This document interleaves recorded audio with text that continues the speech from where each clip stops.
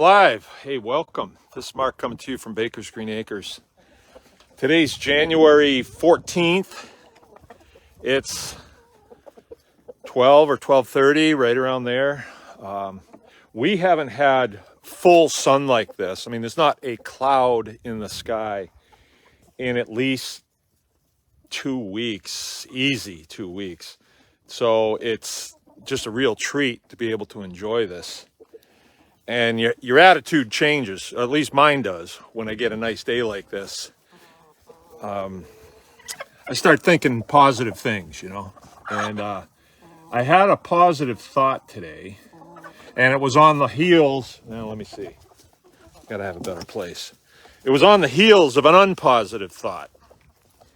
And, when it's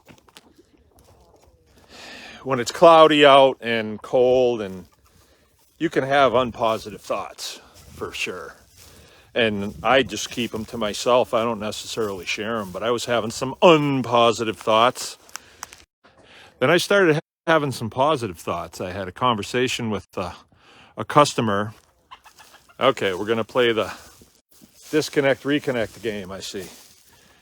And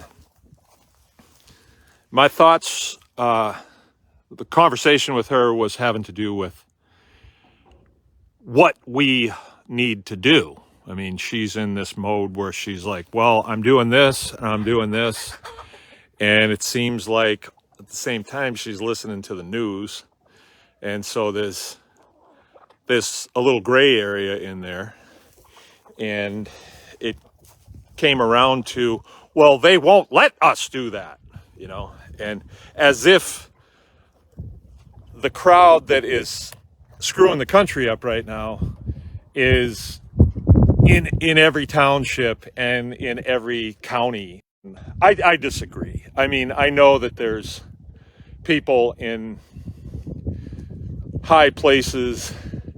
I don't think they're trying to destroy the country. I think they're greedy little money grubbers, and they want what they want, and they don't care who they trounce on it. And that's nothing new. That's nothing new. But she thinks that it's a monolithic entity, headed up by George Soros that's doing this. And I don't know about that.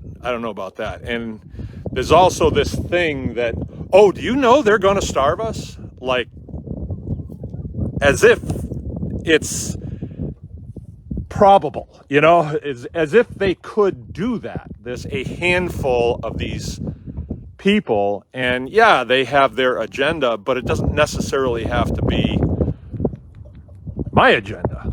I don't have to go along with it, is what I'm saying.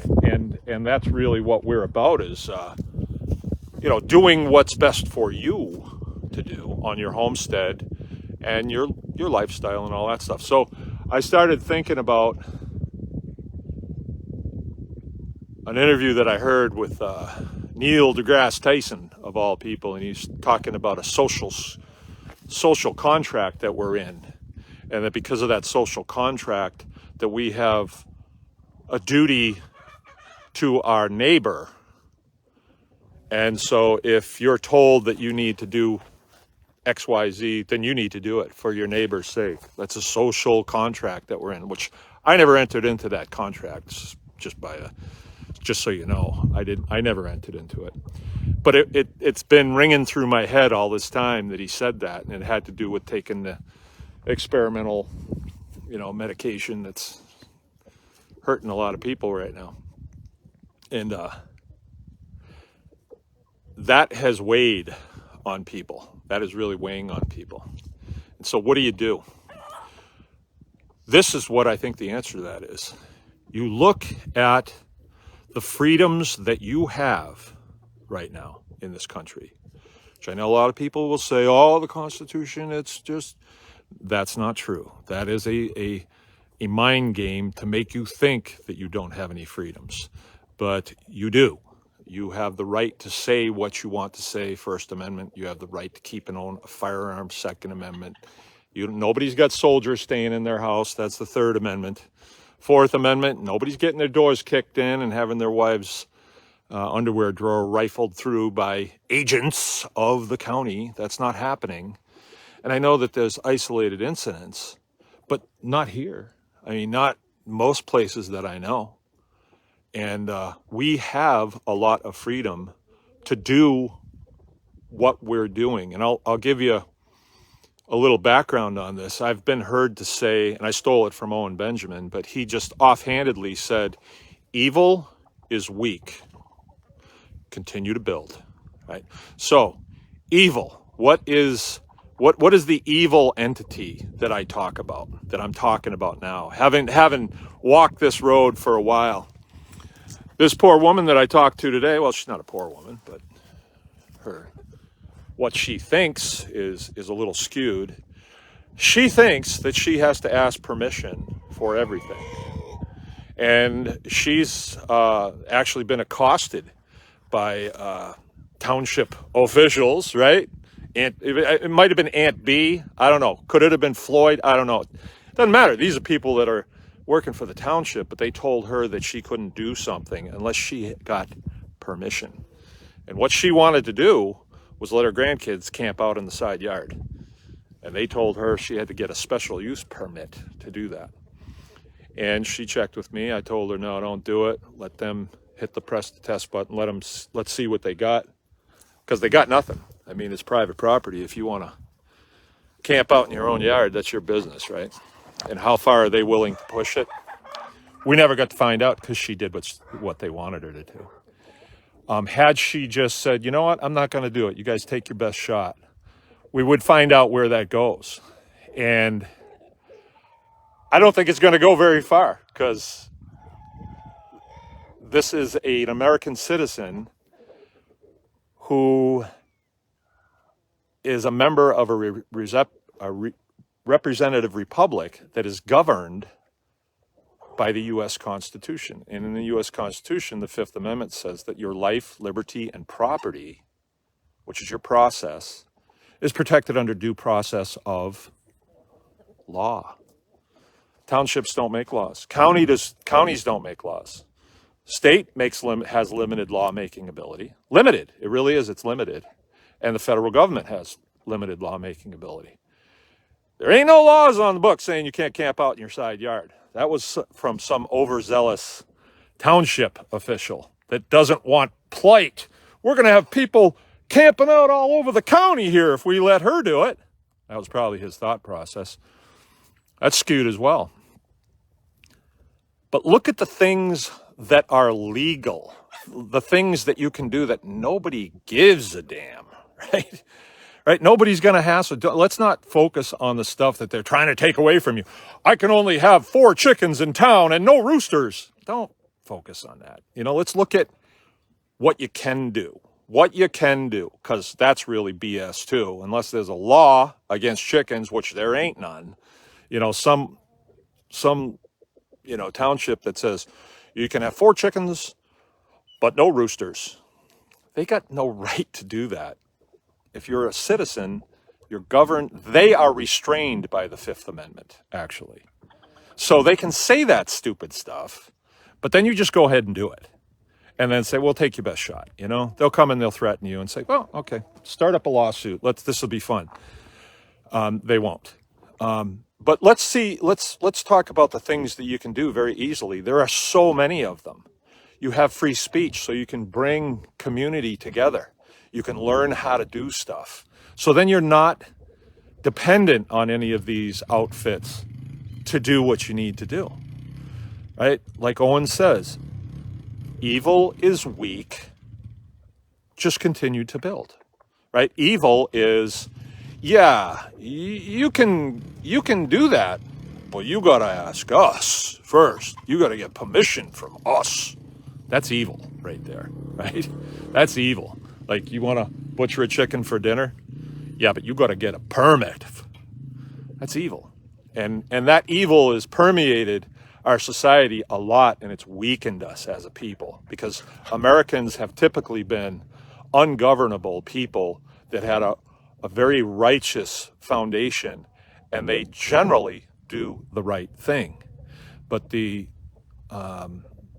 the bureaucratic class has focused on telling us what we can and can't do. And they say, well, it's for the environment, or it's for safety, or it's for your neighbor type thing. And that has to be disregarded. We have to learn to disregard that, which you could. I mean, if you just grow a set and you go walking into Walmart and they say you got to put a piece of fabric over your face, and you just keep walking. But you got to have the guts to do it. And then let them, okay, take your best shot. Like, I don't need to come in here anyway. You're going to tell me I can't come in? How are you going to do that, by the way? Oh, we'll call the cops. Go ahead. Let's see where that goes. You know, it'll be worth finding out where that's going to go. Because generally, our law enforcement personnel generally know the law. And they are not policy enforcement officers. They are law enforcement officers. And when they acknowledge that, okay, just don't break any laws. Most of us don't anyway. We don't need to. We have all this freedom. I don't need to rob a bank. It's just not necessary to do it. I can do this and have a very abundant lifestyle, you know, just on a homestead. So I guess that's my message. It came through loud and clear today because I was feeling some negativeness. And I thought, no, I'm going to focus on what I can do. And I came out here and I walked around. This summer, I had this idea of building this chicken house and putting a bunch of chickens in it because they're good reducers. They reduce, you know, see those deer carcasses there? It's just bones now. They reduced it. They made good use of it. So I came out and I walked around and I said, you know what? I thought this up and then I did it. I didn't have to get permission from anybody. You don't have to in this country. You don't. I mean, there's limitations when you live within the corporation. Then you've made implied agreements, but then it's questionable, like, I never made that agreement with you. So if you think that you can prevent me from having five chickens and a rooster, then take your best shot. The worst that's going to happen is they'll SWAT team you, shoot you, and kill your rooster, you know, but that's not going to happen. I mean, it's really not. Our law enforcement people, they see the same BS that we see, and they don't want any problems. They're there to enforce the law, right? So generally, it has worked out pretty good. If you imagine a country without them, you will start to appreciate them. Because there are elements around us that would take advantage of innocent people. What this process that we've just gone through has done has made the sheepdog class of people come out of the woodwork and saying, look, I'm here to serve, and I'm here to keep this place safe. And you got to get through me first, you know. I appreciate the LEOs, but there's not that many of them. We are here in support of them. As long as they play by the rules, they got to do that. They got to play by the rules. And generally they do. Where I live, they play by the rules. They're good guys, for what I know of them. Our state police have been generally pretty good, you know. They deal with some crummy elements, and it can skew a man after a while, but our public are good people. We are a very good population of people. And this is coming from somebody who's traveled around the world to places where every individual in a society, corruption is their first nature, right? Honesty is not. Where here, generally people are pretty honest, you know, they are. And that's a really great trait, a good society to live in. So anyway, that was what I was thinking of. I'm going to focus on what you can do that no one questions. I'm not saying don't push the envelope by any means. Somebody's got to do that, or else you lose too much. But look at this. We thought this up. We built a new chicken house. Now I got 100 chickens here, and the price of eggs is through the roof. Anyone can